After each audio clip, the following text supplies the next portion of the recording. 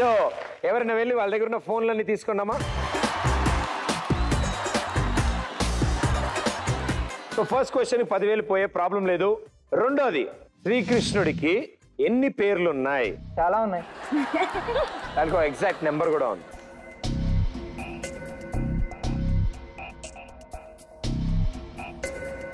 కొంచెం ఫ్రీడమ్, ఎంతో ఆనందం. Take your time. మీకు క్లూ ఇమ్మంటారా? సాధారణంగా ప్రదక్షిణాలు చేస్తాంగా. 10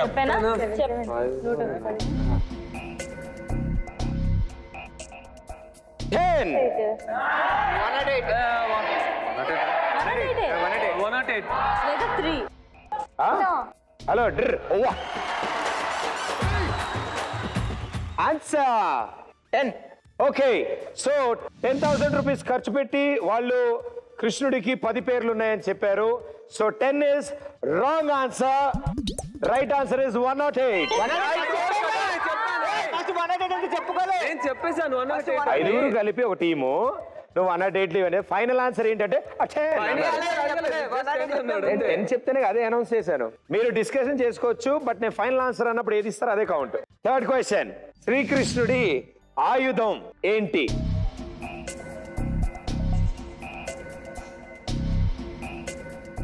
బాజే బాజే ఆ డోలు బాజే బాజే ఆ డోలు బాజే. సుదర్శన చక్రం. 10. సుదర్శన చక్రం. రెడీ? Final answer. నువ్వు ఫైనల్ ఆన్సర్ సుదర్శన చక్రం. అదే. ఓకే. సో ఫైనల్ ఆన్సర్ కృష్ణుడి ఆయుధం ఏంటి అని అడిగాను నేను. వాళ్ళు సుదర్శన చక్రం అన్నారు. And it is right answer. 30,000 rupees.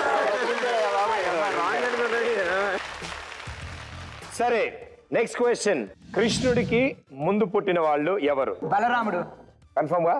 బలరాముడు కన్ఫర్మ్. ఆలోచించుకోండి. బలరాముడు. వాళ్ళు మొత్తం 8 మంది పిల్లలు.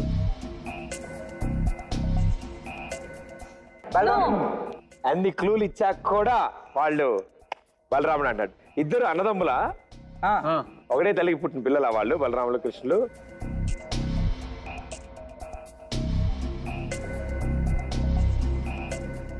ఏ take your freedom, take your time. Happy Sankranti. Happy Sankranti. Okay, బలరాముడు తీసుకున్న final answer. Okay okay okay. Tanuja గారు ఫైనల్ ఆన్సర్ బలరాముడు. మీ మనసులో ఉండేది. ఎస్, ఫైనల్ ఆన్సర్ బలరాముడు అని చెప్పారు. కృష్ణుడి కంటే ముందు పుట్టినవాడు బలరాముడు. And right answer 30,000 rupees. 2 ఓడిపోయారు, 2 గెలిచారు. 60,000 వచ్చింది మీకు. Last question. శ్రీకృష్ణుడు ఏ యుగానికి చెందినవాడు? ద్వాపర యుగం. హరీశ్వర్? ఓకే, శ్రీకృష్ణుడు ఏ యుగానికి చెందినవారు అంటే ద్వాపర యుగం అన్నారు. అక్కడున్న మా పెద్దమ్మ కూడా ఎస్ అన్నారు. Right answer 30,000 rupees. సో మొత్తం 50,000 ఖర్చు పెట్టారు, 90,000 గెలుచుకున్నారు. Well done, super. థాంక్యూ. అమ్మా, అలాంటి వాళ్ళది నిజమైన ప్రేమ కాదు, అది వ్యామోహం. ఎగ్జాక్ట్లీ చిన్నత్త. నిజంగా ప్రేమించుకున్న వాళ్ళు అలా చేయరు. ఎంత మనసు విరిగిపోతే కన్న కూతుర్ని పట్టుకొని మా దృష్టిలో చచ్చిపోయా ఉంటుందా తల్లి? అది సరే అమ్మా, తన కూతురుతో తన మాట అనేటప్పుడు ఆమె మాటల్లో వ్యథ, కళ్ళల్లో బాధ గమనించావమ్మా? పెద్దబాబుకు బర్త్డే విషెస్ చెప్పు కూడా వెళ్ళాం కదా. ఊరికే ఎలా కాలిపోతుంది? మంట పెడితేనో పడితేనో తగలబడుతుంది.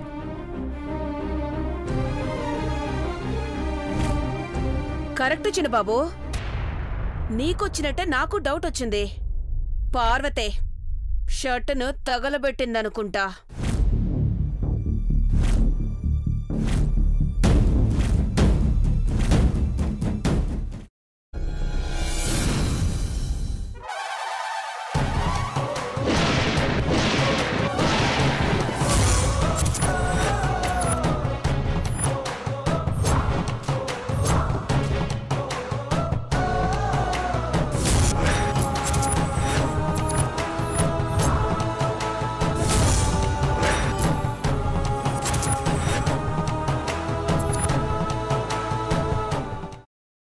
తర్వాత పొట్టు తీసేసి చాప్ చేసి పక్కన పెట్టుకోవాలి.